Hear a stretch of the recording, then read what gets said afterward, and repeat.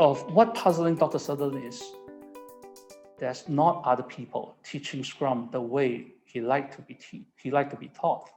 That's the original design, original Scrum, original philosophy. He called it the Scrum of the fathers, true Scrum or Scrum burner in the nation. So he thought about it. There's no other choice except one thing. He designed his own program, the Scrum Inc. Agile Educational Program, to really reflect what he really wanted, so that everybody know about the real design and how to get results from Scrum. Okay. With that said, what's Scrum at Scale?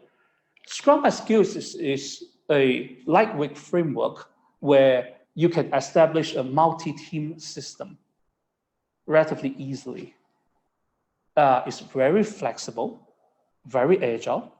It links up all the departments in your company. So it's not just software, not just IT. It can link up with HR. It can link up with marketing, operations, IT, and all other departments as well, right? So it's link up everybody so that you can form a multi-team system.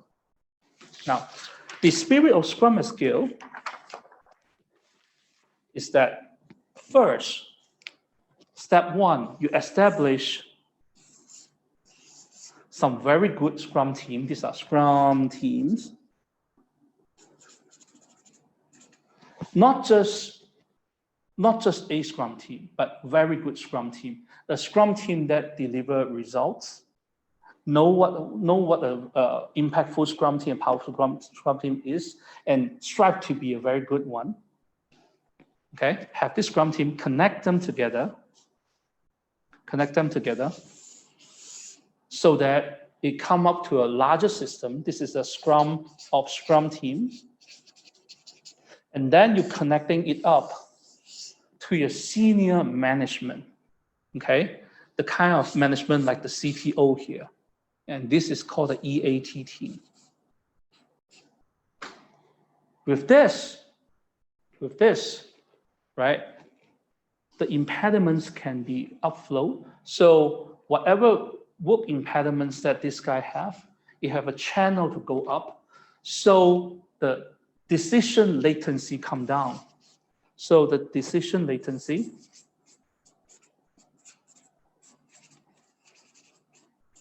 what does that actually mean? It means that when I have a problem, I get stuck.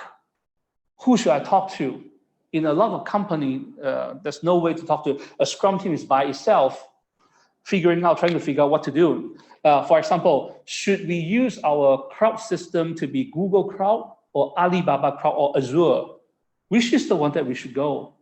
And when this Scrum team has this problem, it cannot make these choices because this is too important and too big of a choices. What does it do? It bubble up, so that the Scrum team discuss about it. If this can be resolved here, resolve. If this can't be resolved here, it bubble up into the EAT team. So the senior management look at it, okay, and be able to resolve it and give a decision to this guy as soon as possible. This will decrease the decision latency. It is believed that the decision latency is the most important indicator in terms of project successful, the project success rate. This is a research study by Standish Group, and then it's used by Dr. Sutherland. A lot of people thought that, if our project is not successful, that means our project manager is no good, our people is no good, or whatever thing that's no good. Well, Dr. Sutherland asked you to forget about that. What is your project latency, decision latency? If it's more than 1 hour, you're fantastic. If you are between 1 hour and 5 hours, you're all right. If you are more than 5 hours, then you're in trouble. Okay? And when Dr. Sutherland is designing this, he really wants to make sure everything is reusable. So this is Scrum team, link up together. This is Scrum team. Even the senior management is a Scrum team. Okay? This is what we call the Scrum Master cycle. That's the other side of the story, the PO, where you link to your CEO, come all the way down to your PO and come all the way down to a product backlog and then feed into here. And the other side of the story, okay, the PO organization, we call this the product owner cycle. Okay. With this and everything set and work together, you should have a system that link up a multi-team system in your company so that all this team works good. Right? So this could be your software development. This could be your HR. This could be your marketing.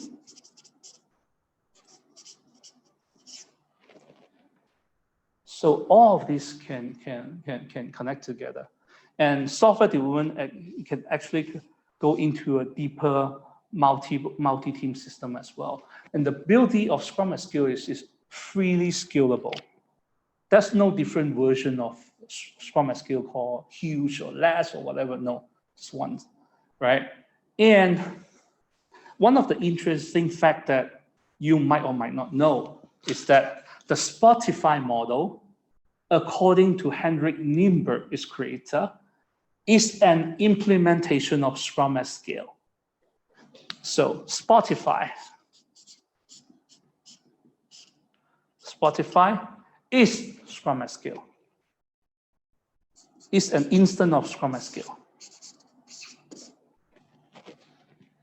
In order to learn the real Spotify, you need to learn the underneath logic, how Dr. Sutherland designed it at the Scrum at Scale level.